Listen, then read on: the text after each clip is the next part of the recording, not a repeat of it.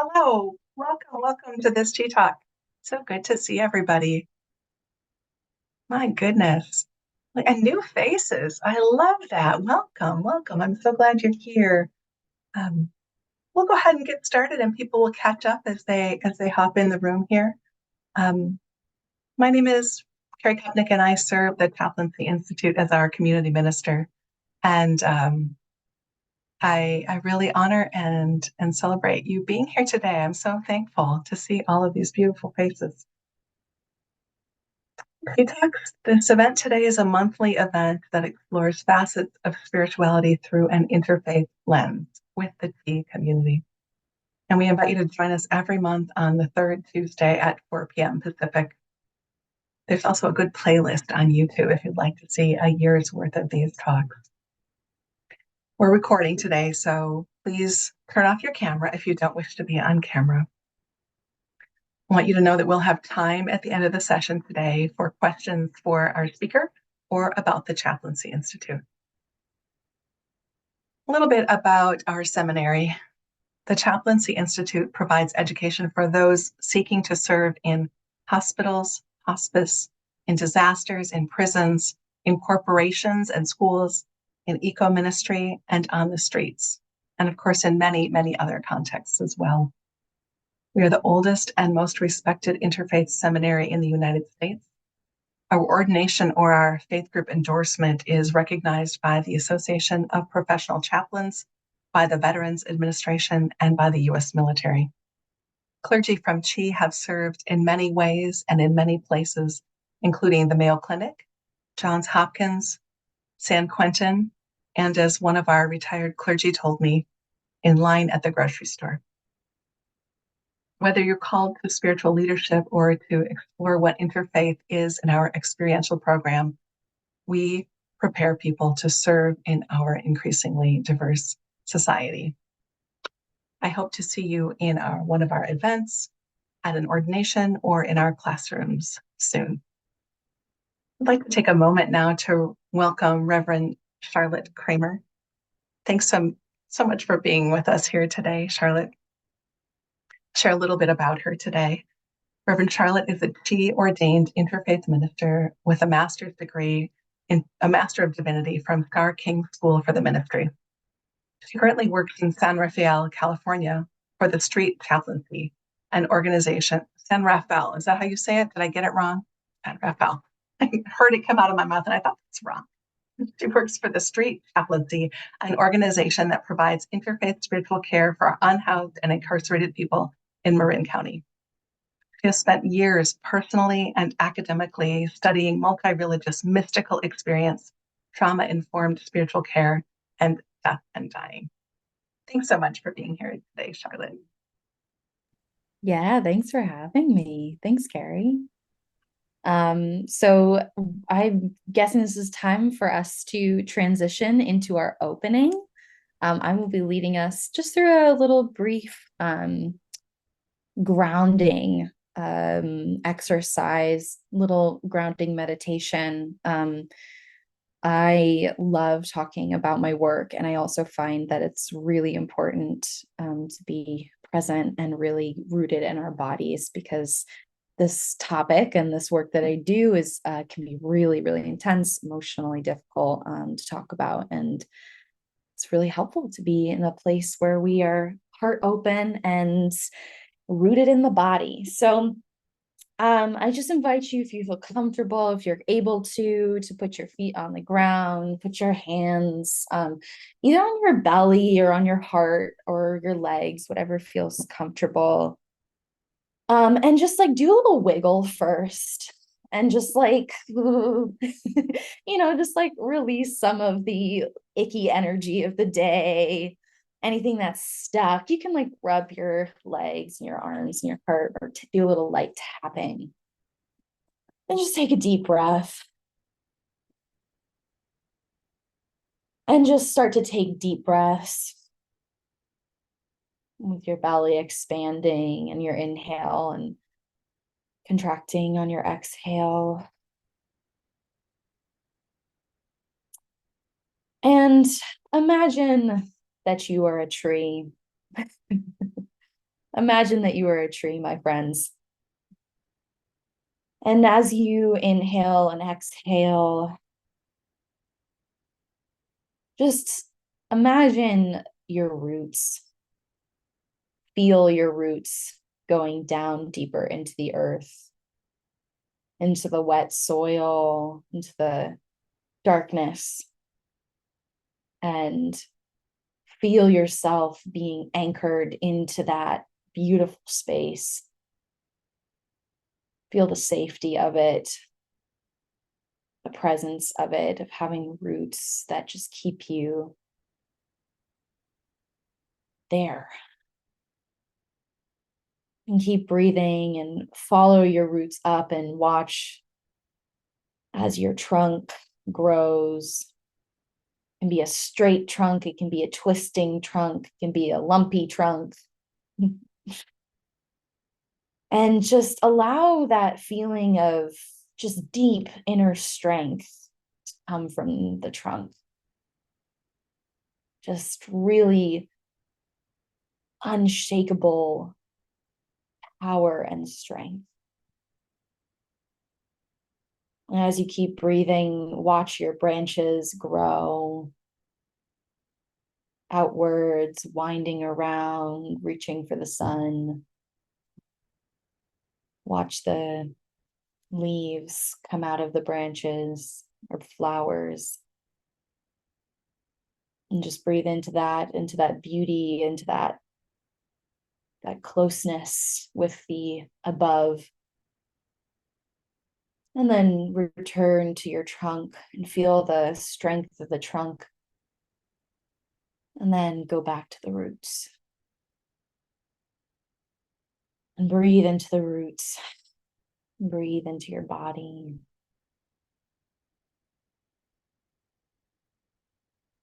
And take one more deep breath. And open your eyes when you're ready.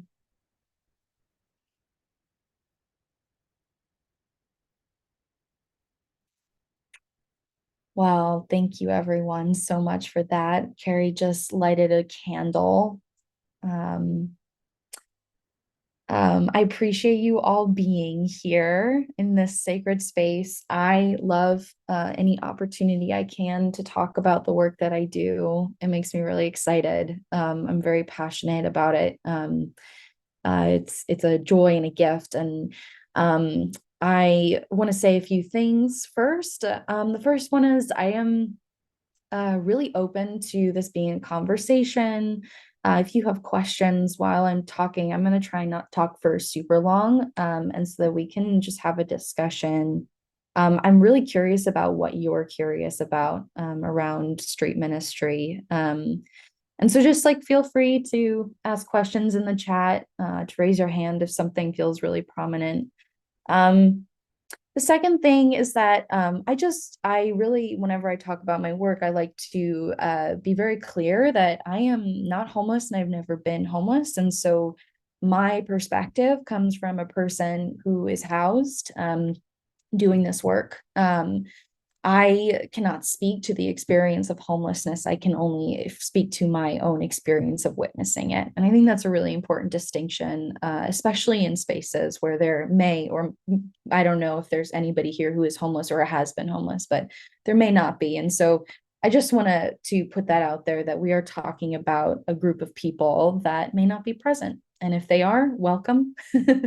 I am always open to hearing other people's perspectives. I am not claiming to be the know-it-all of homelessness. I've still got a lot of learning to do. And what I'll be talking to you about today is my personal experience with a very particular group of people in Marin County. On that note, I will just start to tell you guys about what I do. So I'm a street minister. Yay! I work for an organization called the Street Chaplaincy, which is a very small interfaith organization. that provide spiritual care for people who are unhoused and incarcerated in Marin County. So Marin County is in the Bay Area. It's a little bit more suburban, if you will. And San Rafael is kind of the main city where we see homelessness. There are a lot of unhoused folks who live in Novato, a lot of unhoused folks who live in Sausalito. But my primary workplace is the streets of San Rafael. So I kind of deal in my work is very much in kind of small town homelessness, if you will, like not in the city. I've been to the city before, but that is not where I work. And that there's a distinction between homelessness in a very wealthy, very kind of small town suburban area versus in a big city. There are some pretty clear distinctions. Marin County definitely has less resources, which is interesting because it has more money. But because it is there are less people on the streets, there is sometimes less of a focus on those folks. So it's definitely uh, definitely an interesting field to work in. So a little bit about me. As Carrie said, I have been kind of on the spiritual journey for a while. I just got my master's degree. I went to school with a very specific purpose of getting experience in grief and death and dying, and I was interested in working in hospice or a hospital. And like with many street ministers, this work kind of fell into my lap in a way that was very uncomfortable and confusing for me. I was not prepared. I was not thinking that this was the direction that I would go in. And yet it was the path forward. And when I took the path, it ended up really completely changing my life, changing who I am as a person. And it has been a really deep joy to find this calling. I feel deeply blessed. This work is profound, to say the least. A street minister or a street chaplain is a person typically who walks around on the streets and builds relationships with people. So every single day that I work, which is most days of the week, I'm going outside. I'm walking through encampments. I'm going to spots where I know people are located. In San Francisco, you'll probably see street ministers going to shelters. I also sometimes go to shelters in Marin County. A large part of my work is to also go into the county jail as well. Because at the end of the day, most of the people, in my experience, who are in the county jail are either homeless or have experienced homelessness. And so that's actually a really important distinction to be made. The street minister is not always on the streets. The street minister, a huge part of their work is going to be in the county jail. Because the county jail, while it is a horrible pipeline, it's a pipeline. It's homelessness to county jail and then county jail to prison. The county jail is a place of respite for a lot of people, which is really messed up. Not gonna lie, really messed up, but it is a place where people have housing, food, medication, and safety, for the most part. So like I said, my work is about going into these different places. So walking out on the streets, going into the jail, and building relationships. And that is the primary thing that I am doing. I think that every street minister has a different approach to how they do their work, especially if they're depending on how large the population is that they're working with. For me, my primary focus is to enter into healthy relationships with the people that I'm working with, where I bear witness to their suffering, where I'm present to whatever's happening to them in their lives, and where I demonstrate what it means to be in a positive, healthy relationship with somebody who cares deeply about them. A lot of the people who I work with, if not all of the people I work with, are folks who do not experience human love and care on a daily basis or at all, ever. People who are in county jail can sometimes be up in the jail for a few years and are almost literally forgotten. I have unfortunately seen people start to lose their minds in jail. I've seen people lose their minds on the streets, because there is something that happens with folks when their community has abandoned them, where the only interactions they're having are either with other unhoused folks or with people who are coming in to help fix something, like case managers, social workers. Um, and that's not to say that the social workers and the case managers aren't incredibly loving and kind, because they often are, but they are often, bogged down with probably 40 plus clients and don't have a lot of time to build that kind of loving, healthy, deep relationship. And so that is what my role is. And my role is to bring that joy and that love and that relationship into these spaces, to remind people that they are humans, to remind them that they are cared for. I have such a different dynamic with every single person, and that's what I love most about my work, is that every single person is different. And so I am called to have a complex ministry, which, if anybody knew me, I love me some complexity. I love being on my feet at all times. It's very much like, okay, what's happening next? What's happening next? Who am I talking to now? It's about making assessments and then saying, okay, what this person needs is for me to sit with them while they paint a small pine cone with nail polish, because they really want to give me this little thing that looks like a turtle. They're going to give me this turtle, so I'm going to sit with this person for like 20 minutes, and that's, I've done that. I've sat with people in silence. I've played catch with someone for like 20 minutes with a ball in the middle of the in the middle of the encampment, which was honestly probably my favorite pastoral care encounter.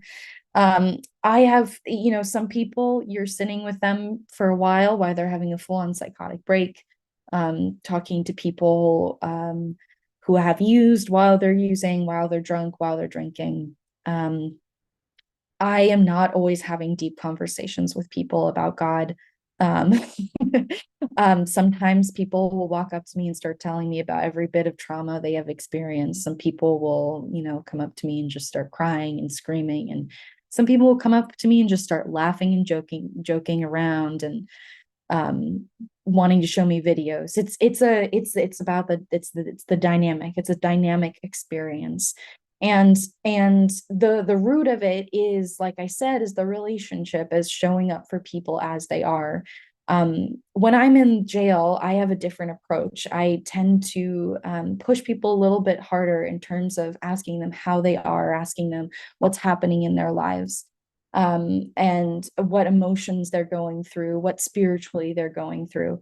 On the streets, it's a slightly different story because the trauma is a lot higher and they're in a state of survival. And so when the street minister has to really, really play that line of, okay, this person is in a traumatic situation and has most likely experienced deep trauma. This person is using to help with the trauma, to help with the pain of what they're dealing with. And so I show up with a lot of loving kindness, a lot of presence, a lot of care. And I am not going to push them too hard, because when somebody's in a state of intense trauma, you're not going to be pushing them to start the healing process until they are in a safe space. And being unhoused is inherently you're not in a safe space. So there is this, it is an incredibly powerful job. It's not a job, it's work. It's an incredibly powerful calling. It's one that has, like I said, radically changed my life, how I view the world, how I view my relationship with the divine. I think there is nothing like sitting with somebody who has hit rock bottom, who is in a complete state of suffering and hopelessness, and choosing to not be afraid, choosing not to run away, choosing to face that hopelessness with as much compassion and power and strength that you can muster. There's something about that really changes who you are fundamentally at your core. And it has, and I think that my trajectory and my path with this work has been one of really continually building up resiliency and building up an understanding of what hope is and what love is and what it means to be present with other people in a really radical way. um, I think that another important aspect that I should mention is that being an interfaith minister is beyond essential. And I'm very grateful that I have had this schooling with ChI and my master's degree, because the interfaith aspect is really important because every person I meet is of a different faith and spirituality. And unfortunately, and fortunately, we're going to say both. Most street ministers in the past have been Christian, which has been wonderful for the Christians on the streets.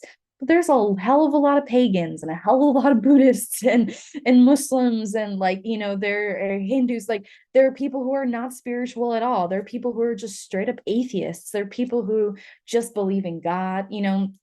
There's so many people, and street ministry, while it is deeply connected to Christianity, and from doing this work I have begun to build a really beautiful relationship with Christianity, as a non-Christian. It is also really important that we have people who are multi-religious who are just flooding into these spaces. um, I am under of the opinion that street ministry is, if we want to heal homelessness in America, I'm going to say it, we're going to need a hell of a lot more street ministers, like hell of a lot more, like a couple thousand in all the cities. Like I'm talking like some real warriors, because you can try and I'm all for affordable housing. I'm all for harm reduction. I am all for all of the things that we are flooding into this issue. And also, just as a hospital has a spiritual care department, just as a prison has a chaplaincy program, this institution of homelessness needs the spiritual care department. It needs its street ministers, because what we're doing is we're bringing the very essential reminder of humanity and love into these spaces, where people know that when people see me, they know that they are cared for. They know that they're loved. They know that they're safe. They know that I've got their back. They know that I believe in them. And they have this affirmation that there is a person out there who really sees them and who doesn't care if they're drunk, doesn't care what's happening. Like, I love you no matter what.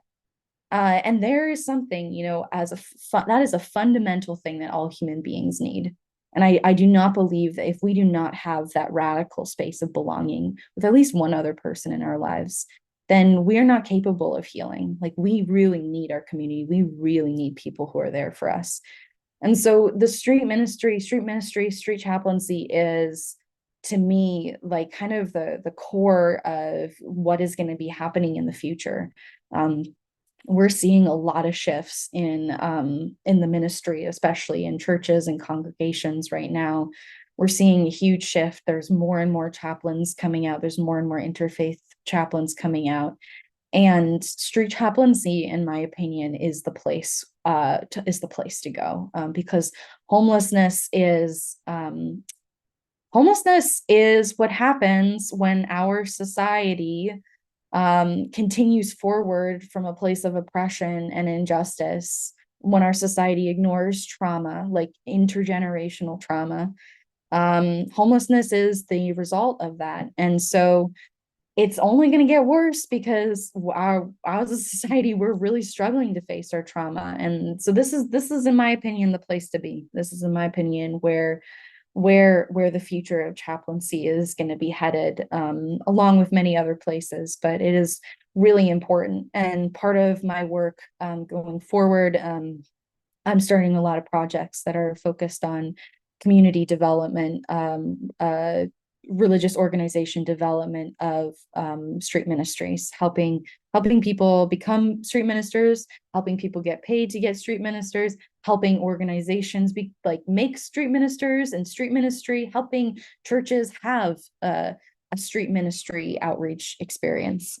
I think that this is how, not only how we heal homelessness, but also how we heal our communities right now, and the injustice and the oppression and the pain and the suffering that's happening right now and kind of across the board in the United States.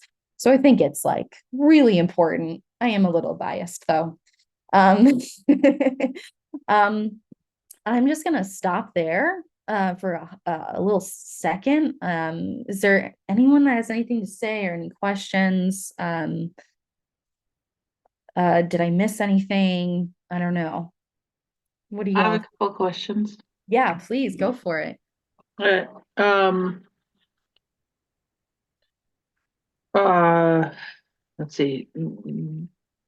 Are you usually, or do you ever? So I'm gonna go ahead and say a couple different questions, Right. and you can choose which one. Um, are are you ever out there with police at the same time, and how does that work? Um, have you ever done any like eco services with houseless people, church outside, because they don't necessarily want to or feel welcome in regular services? So is there that? And I think that's it for right now. I had a couple other thoughts, but Yeah. uh, Um, yeah, so I can answer both of those questions. So with in terms of the police, yes, I have been in presence with people as they interact with police. Those have mostly been positive interactions. Luckily, San Rafael doesn't, like, there are some really serious things that happen, but luckily San Rafael has a pretty good police department for the most part that have been interacting in a positive way with people.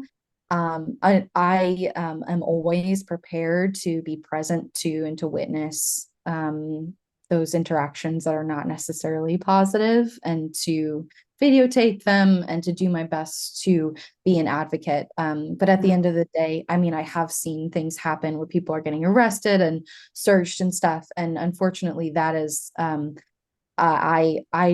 don't want to make the situation worse in any way by coming in there and being like, you know, there is a fine line to walk. I feel like that would be an interesting question for the street ministers in San Francisco, especially the ones who go out at night.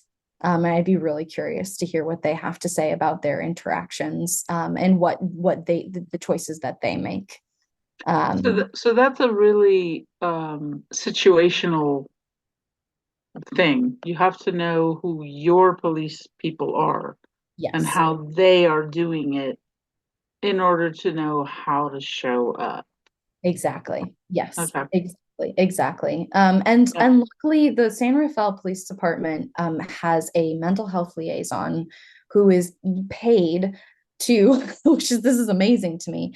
Her role is to work with unhoused folks, and to coordinate care. And so she walks around with her police Mhm. uniform on, and works with people. And so having that like liaison, she is oftentimes present for those interactions and is definitely an ally, which I am deeply grateful for her and for what she does.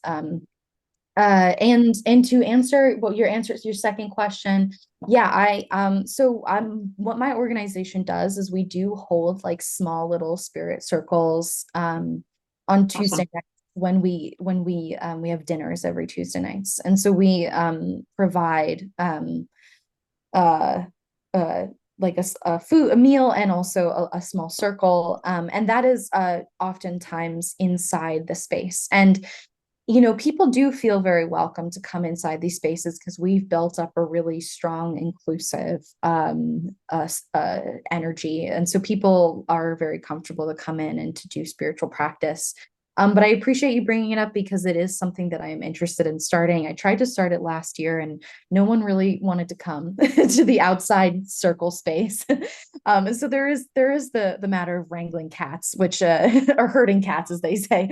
But I think that's just a matter of being very organized and just consistency. But it is something that I'm actually very interested in doing, and is on my project list for this year. So I do a third question. There's a difference between interfaith and interspiritual. Mhm. Do you actually mean interspiritual? Because Sorry, you were muted for a second. You're still muted. Well, I can answer what most of it that I heard. Yeah, interfaith, there we go. interspiritual. There you go. Interfaith, Yeah. in general, is Christian. Mhm. And interspiritual is a wider, aware of Buddhist, Hindu, Muslim, etc., etc. So Mhm. I'm curious about, are you interspiritual or interfaith? I would, And yeah. do you find interspiritual more helpful on the street?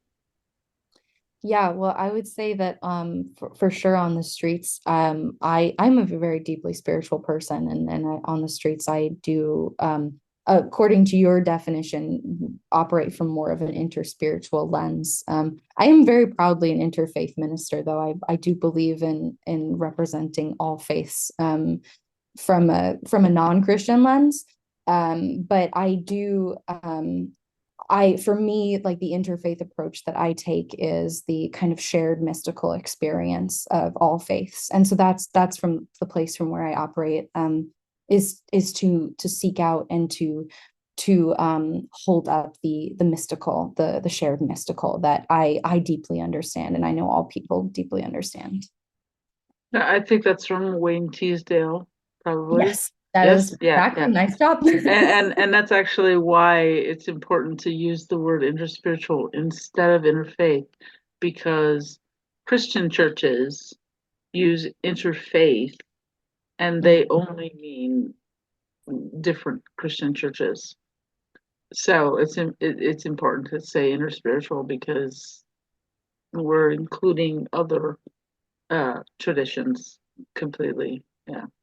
Just to Thanks. clarify, the Chaplaincy Institute is not a Christian institution. So we call ourselves interfaith, and we have two definitions here at the Chaplaincy Institute. One is all faiths together, meaning all of the world religions beyond what we even know in this moment, and um, and also beyond all religions, which is also one of the definitions of interspirituality. So not to correct you, Ani, just to say here at the Chaplaincy Institute, we're not Christian.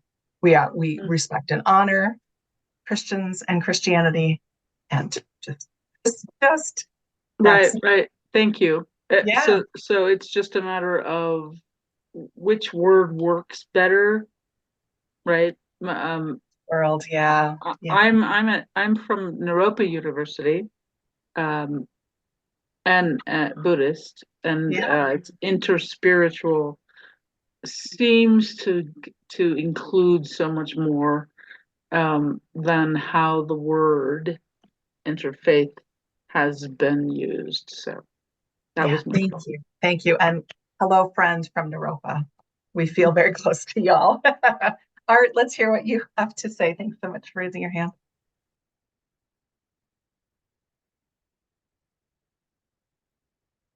We Hold on, can't. you're muted. There we go. Thank you. Charlotte, hello. I was wondering if you could share a little bit about your personal background and what drew you to this calling, and if you could talk a little about the origin of your calling. You Yeah. spoke about grief and hospice care. So it's a deep calling you have, and I'm wondering if you could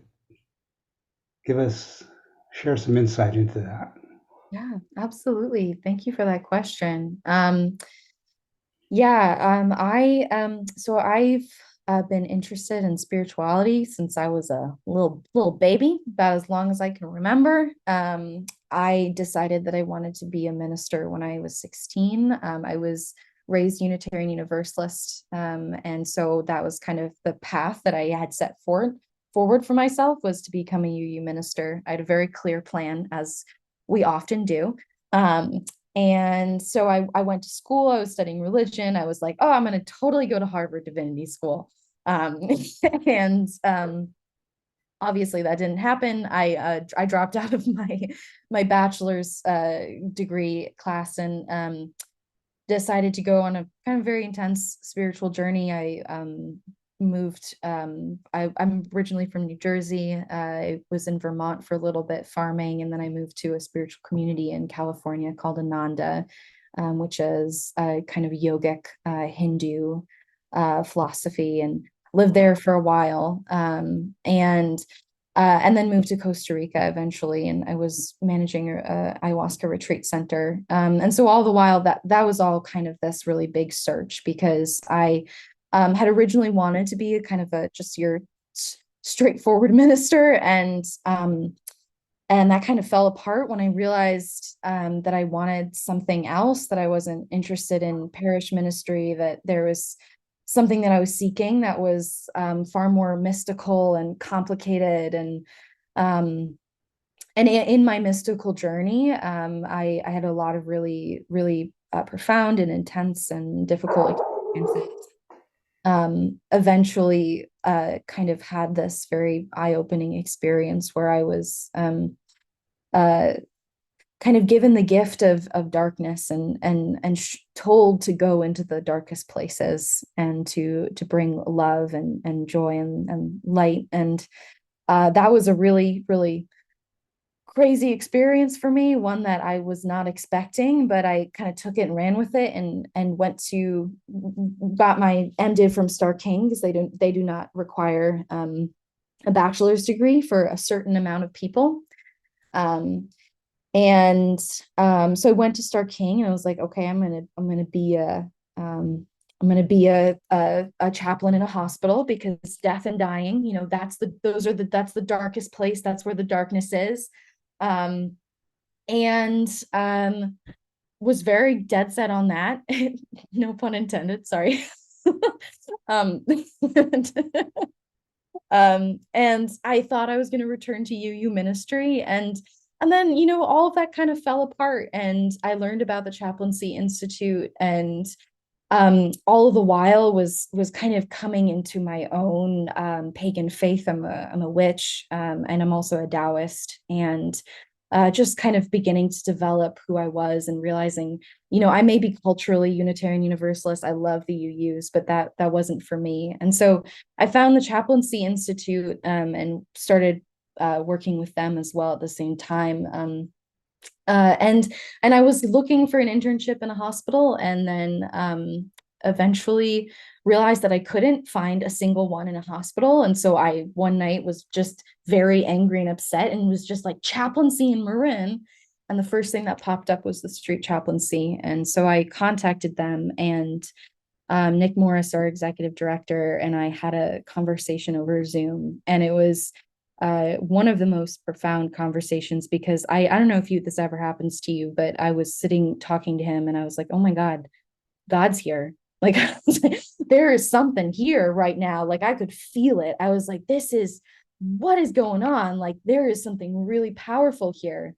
And I was really surprised too, because and this is part of my story as well, is that I grew up a very privileged person, and felt a lot of fear around homelessness for a long time, because of my own biases and judgment, and just kind of unfounded fear that I think is present in a lot of Americans today. And I had never really spoken to an unhoused person until the first day I walked into my internship and was taken into an encampment and started chatting with people. And all of a sudden something changed inside of me.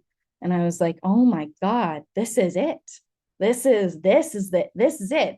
And it wasn't just because it was like, it was a beautiful spiritual experience, but also because like I fell in love with the people I work with. Like, I love them to death. They are just so funny, so unique, so interesting to be around. I feel like they understand me on a certain level that many people do not.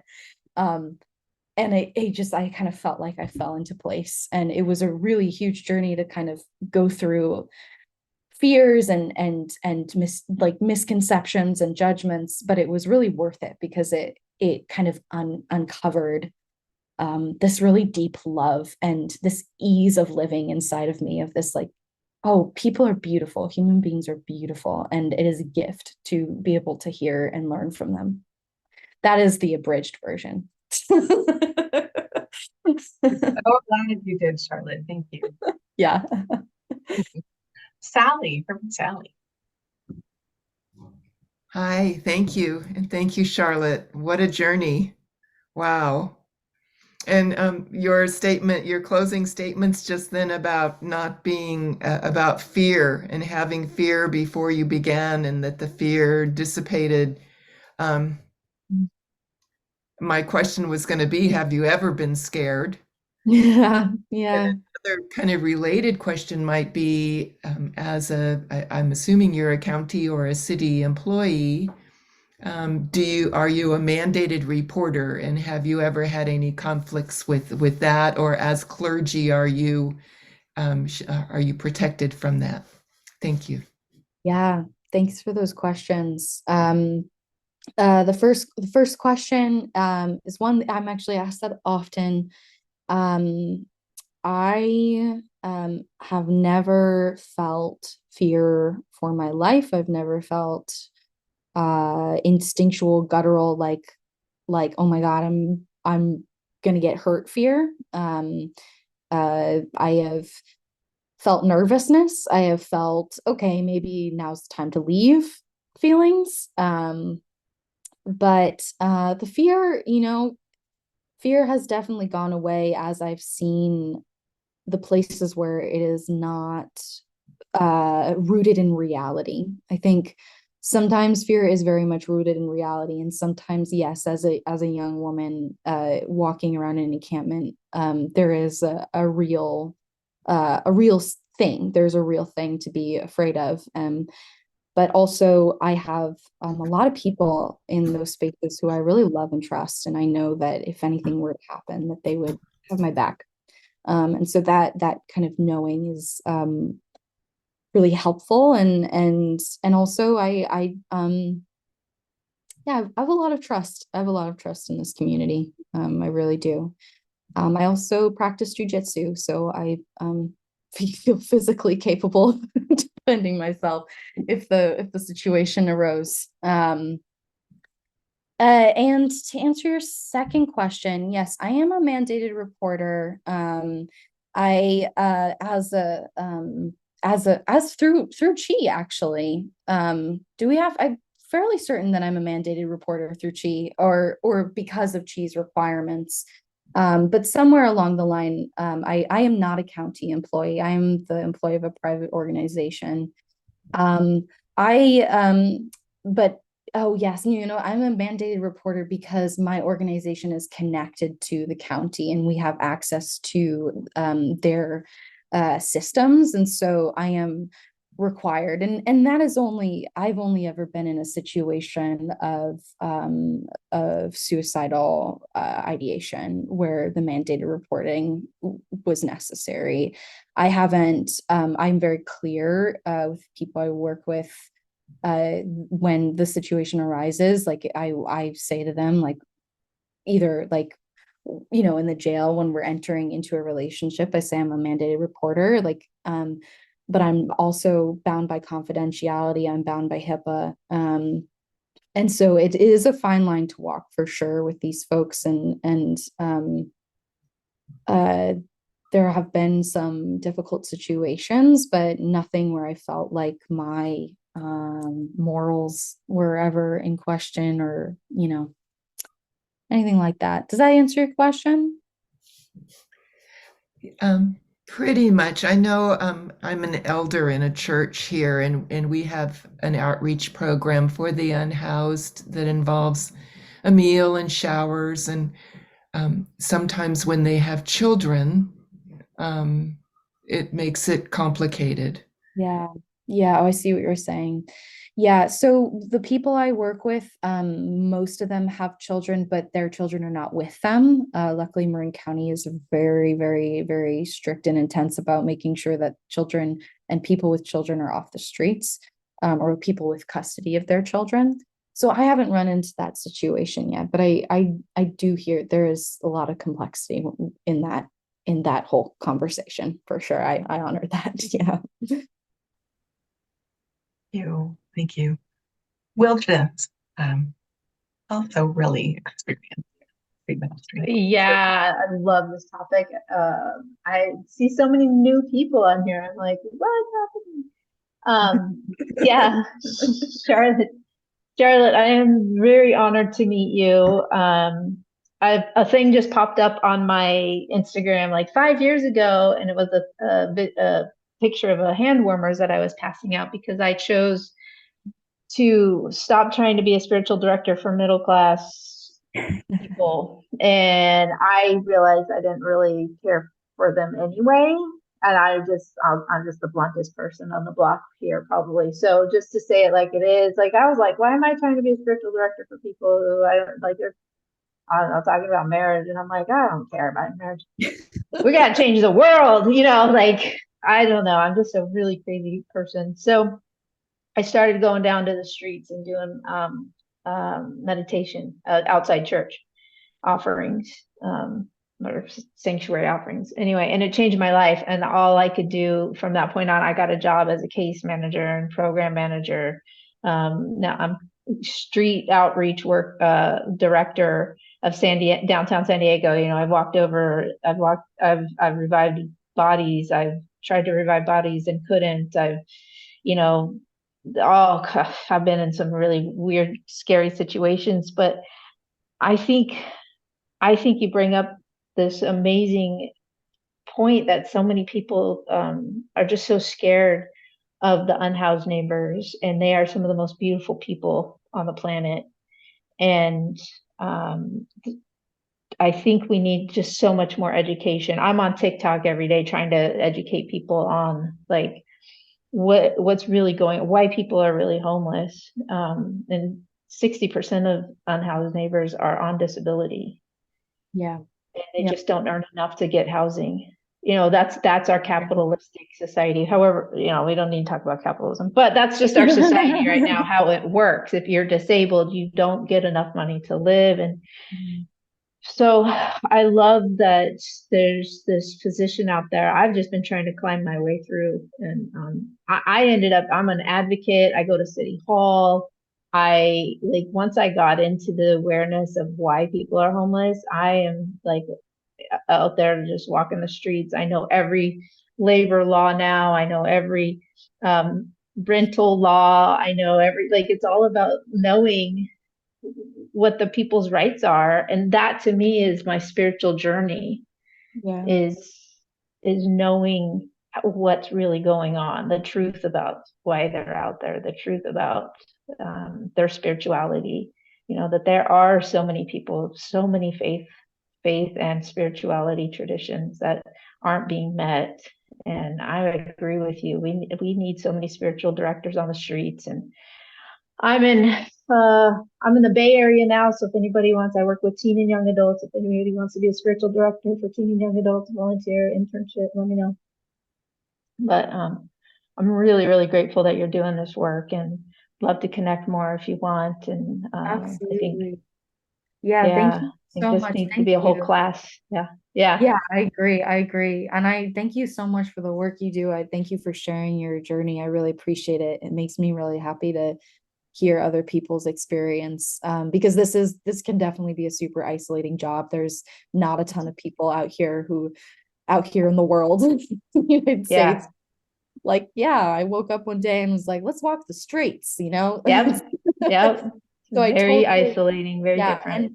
And I also I want to just like take the opportunity to say, like, I this is something that I've noticed too, is this kind of this radical misconception around what homelessness is and like what causes it. And that's kind of I'm starting a bunch of projects right now that are like workshops and programs that are helping very basic stuff that help people to like, they can take it and it helps them to kind of have an inner spiritual transformation and like realization around, okay, this person who's unhoused is not like this scary, disgusting, bad person who failed.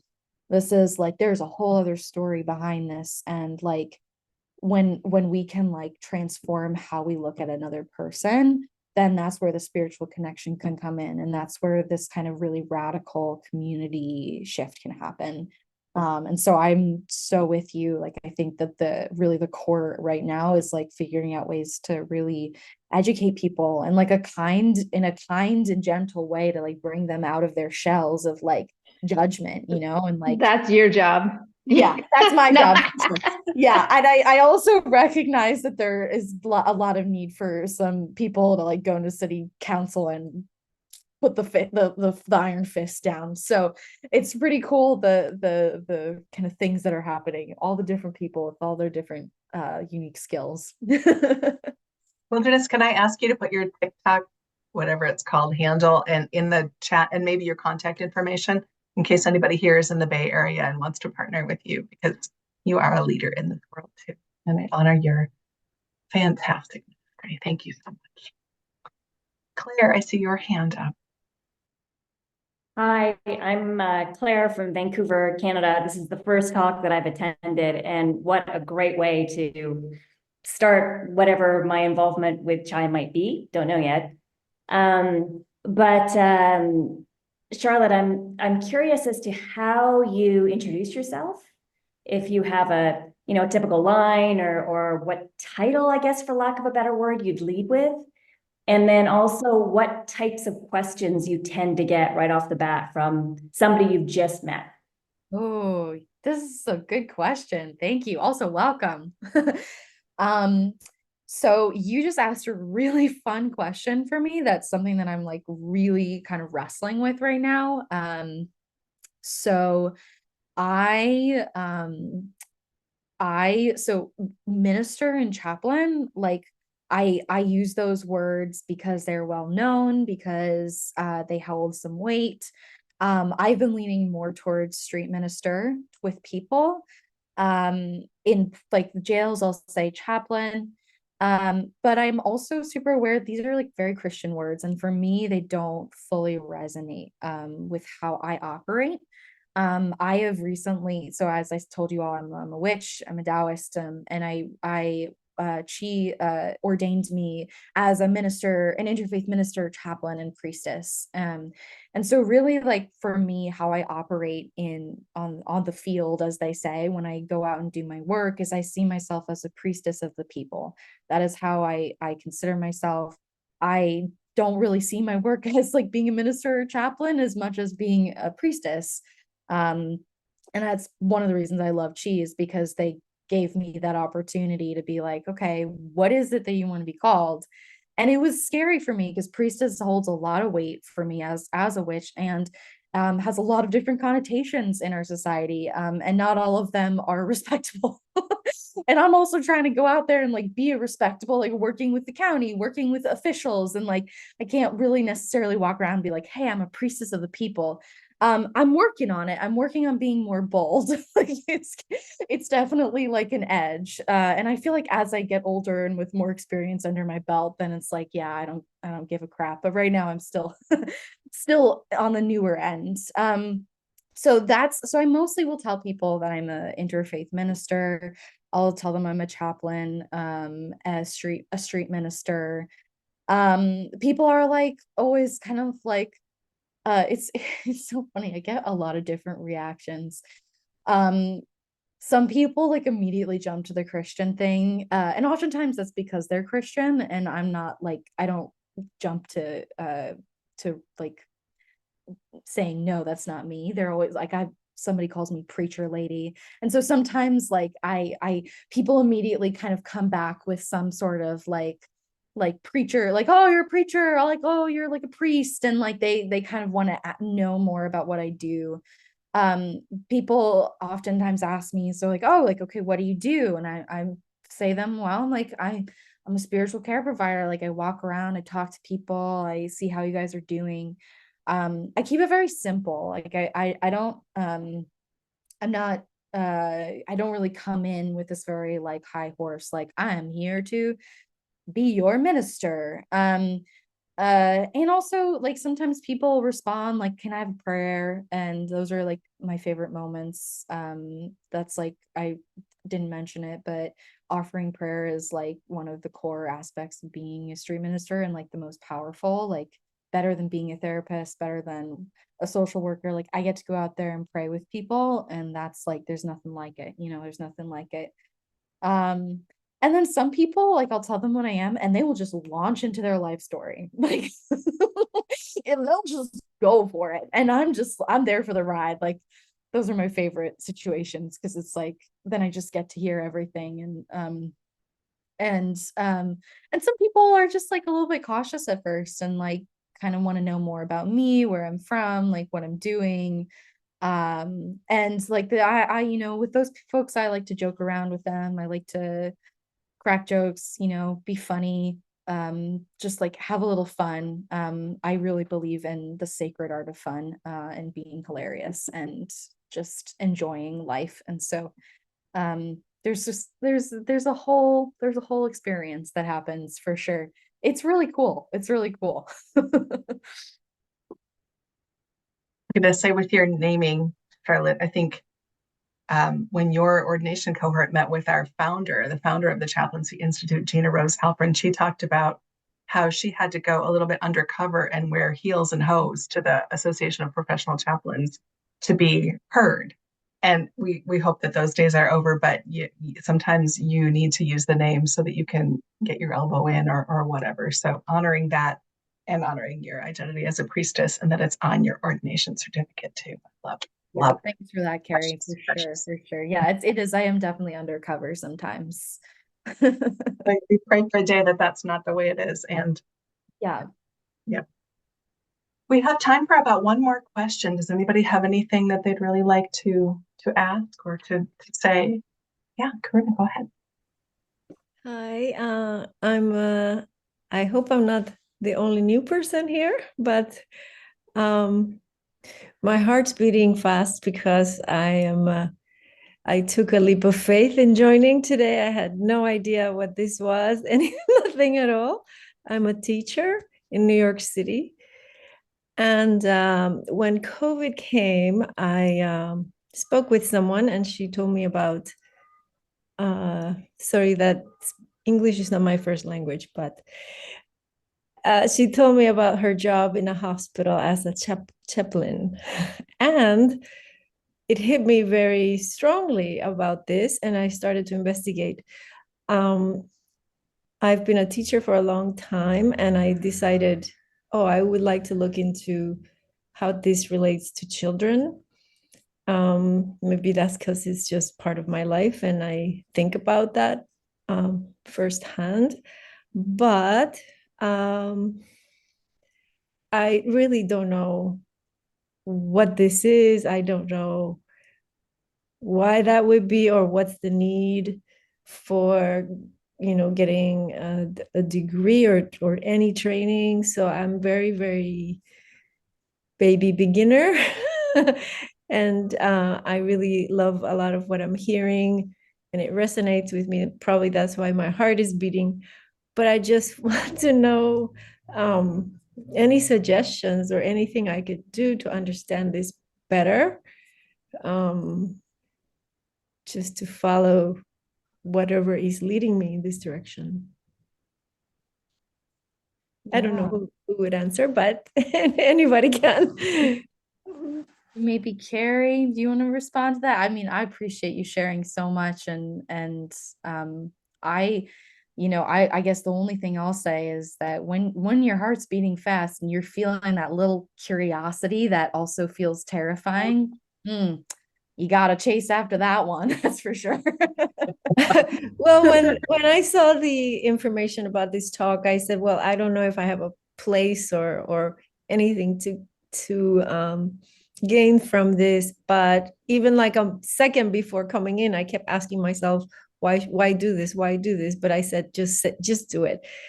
But I just want to hear a little bit. Maybe you can answer me, Charlotte. about the value of having been to the Chaplaincy Institute, Oh, what that brought to you. oh, totally. Oh my gosh, I mean, what to say?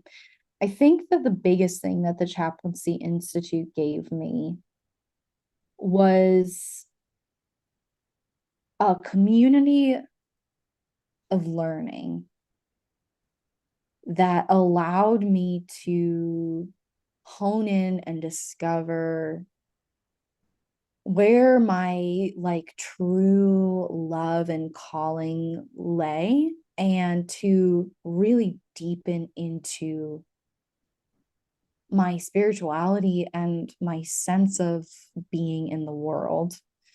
It's very broad, but as a community, it gave me the opportunity to really sink into myself and to be proud of who I am, and to pursue a life and a career that may not be conventional, but is fully me and allows me to bring every aspect of who I am. And the Chaplaincy Institute educated me and gave me that community space to really deepen into that, and gave me those connections and those friends to really feel loved, to be who I needed to be in order to pursue what I care about most, which is, you know, bringing more compassion and spiritual presence in the world. I want to add on to that. Thank you so much, Charlotte. Thank you for the question too. What a beautiful question. At the Chaplaincy Institute, there is theology, and we have rigorous academic pieces, but we also have in the real life education from real life people who are doing this work. And so we are an interactive learning space. And so you don't just you come with your whole self. So just that to say, please, I put the email address of our admissions director here, Michelle Gantz, who's with us, actually, our admissions specialist, and she would love to have a conversation with you, or connect you with a student who could have a conversation with you, or invite you to the first few hours of an opening of a course. The other thing you can do is take one of our open courses. They're there for anybody. You don't have to be admitted. Or take a look on our website for some more information. It's a little clunky and a little old because we're a shoestring budget, but it's the information's there. I love the question. We are over time. Celia, do you have a tiny question? Okay. Just very quickly, Karuna, two things come up when you say your heartbeat. I wanted you to listen to your heart at that moment. What is the heart telling you? Maybe it has to do with spiritual, maybe not. This is all personal development. I am a graduate from ChI also. I'm an ordained minister and chaplain. And what I learned from it is about the whole discernment process. If you spend whole life searching for what is meaning for you, it could change. Charlotte's changing from, going from death and dying to this. So it could be a journey, but it's a beautiful one. I would love to have that heart pounding moment, because that's meaning we're alive, And if you love children, you may ask, what is it at this moment about children that connects to you? So world is big. So that's what I want to say. Thank you so much. Thank you. Beautiful. And thank you, Robin. I saw that you wrote. Can you share your contact information? Thank you.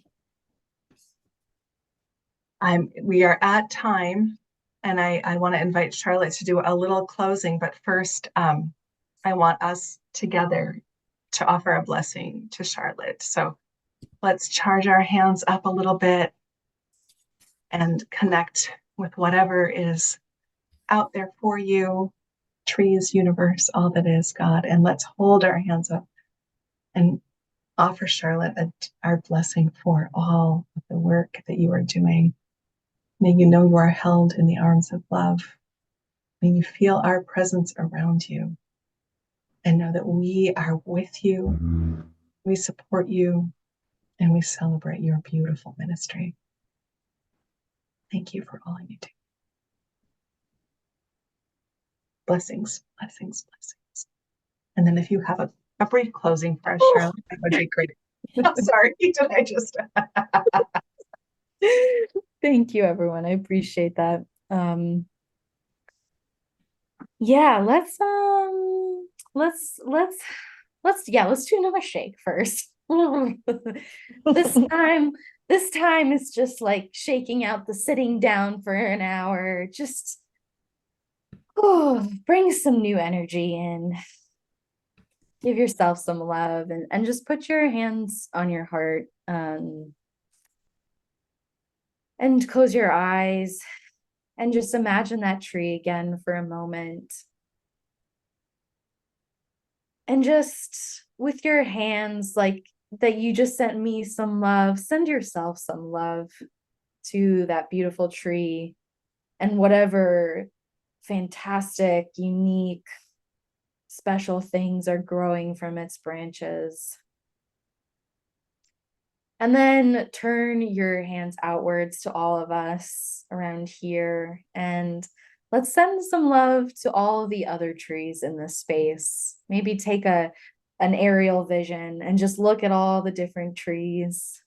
They're all unique and different. And all of our roots are connected underground. And just send some love to all of those trees, blessing them with health and joy and connection. And send that love also out to all the people in the world, especially those who are struggling without homes, especially those who are struggling with substance use and mental illness and poverty. And I'll end with a prayer that may we use the power of our connection, use the power of our resiliency and our truth to bring about healing and honesty and love into this world. Thank you all so much for being here. It was such a joy.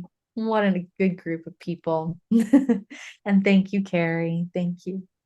Thank you, Charlotte. Thank you, everybody, for being here today. What a joy. What a wonderful hour.